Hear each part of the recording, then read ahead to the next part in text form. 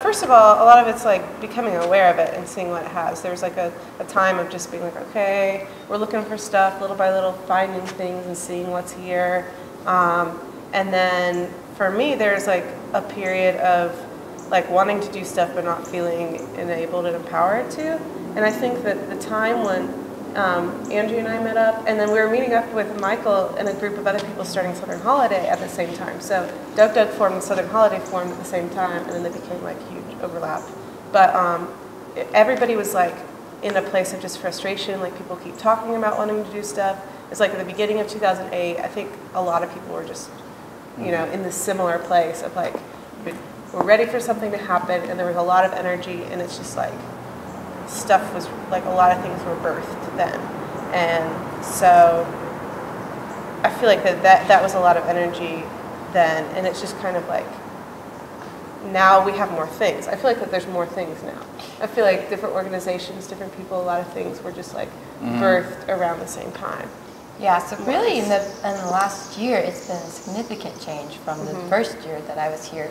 And I don't know if that's a natural rotation for Charlotte, if this does come and go in the past, but for me, I mean, it seems like a large number of nonprofits have opened up, and this past Southern Holiday experience was really great to kind of see some of those new and smaller and like ourselves just emerging organizations come together. So there was like Art C and Project Art Aid and Machine Theater and CLT Blog. I guess you've been around for a couple of years, 2 years. So, but that's been an integral part for all of us to emerge.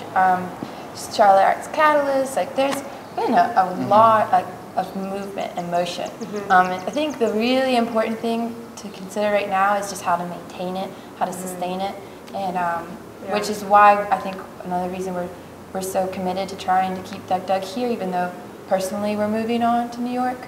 But so yeah, I think there's a lot of good things going on right now. I think that's the big thing. Like when we lost the space, we had this energy, and we're like, well, we need something to actually change Charlotte and affect it in growth as a whole. And so just to lose the space, there's a point of like being disappointed, and then we're like, well, we need to figure out how to maintain a consistency, because these are the levels to build upon to change something. And if Charlotte is going to be developing something, I think it's a slow process, but in the future of like developing an art scene, developing like options for people, being able to see good work, people making work, you know, consistently, it takes time, and that's a lot of like, we see a lot of long-term potential, but we know it's going to take a long, long time for it to happen here. And so I think that's a lot of why personally it's like, to balance out this like, well, we could invest in Charlotte for a really long time. It would take like, you know, decades to see some things happen, but we're also young and we need some things. Like if maybe we're in a different place in life, we could stay for a longer time, but we see the need, but we know that, I mean, we have to have some, you know, go to school and get our resources and do. And I think it's going to be, I mean, the things that we do to expand out and to go to New York and to experience other things and work with other people will all be beneficial, because, I mean, we're still tied, or I'm still tied to the area. I've been, in the time that I've been here, and my family's from here, I think a lot of it's just kind of gaining perspective or a grid, as kind of like what you were saying about how you got to become aware of what's going on. So there's that learning curve.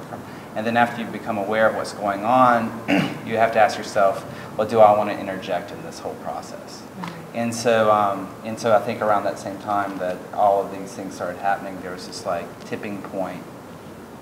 And then, you know, all these things brought out. But I think a bigger point is what I think Southern Holiday tried to do, which was establish some type of overlap and communication between different organizations, to where somehow that there can be a sustainable art culture here in Charlotte.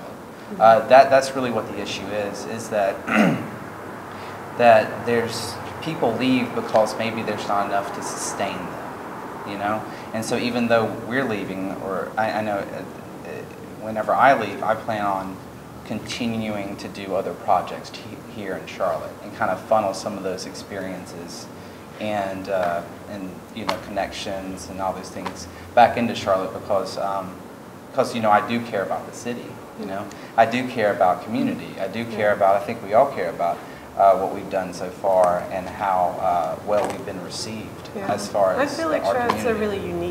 really unique place. I think so too. It's so hungry and it's so much transition, and it doesn't have a lot of history, so we're making the history, and there's a lot of amazing people here who have awesome ideas and resources and skills, and who there's just not already a system in place. You know, and there are people that are invested, like Bo White with Kinnikinnick, you know, he's staying around, and there's a lot of people that are invested in the area, and they are doing things, and there is change and things like that happening.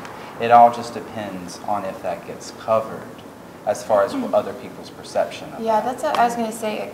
One thing that maybe I haven't seen change as much, even though these organizations are still working really hard, is that there's not a big overlap between maybe the more, I don't want to say mainstream, but a larger population of Charlotte, and then the creative community. Like, the creative community supports each other, and we see each other at every event. It's a very tight-knit, very friendly, open group of people, but it needs to be diversified and broader, so that, you know, more, like, say, if you would choose to go to Wicked at the Blumenthal one night, hopefully maybe some of those people would consider going to Machine Theater at, you know, the Patrick Playhouse.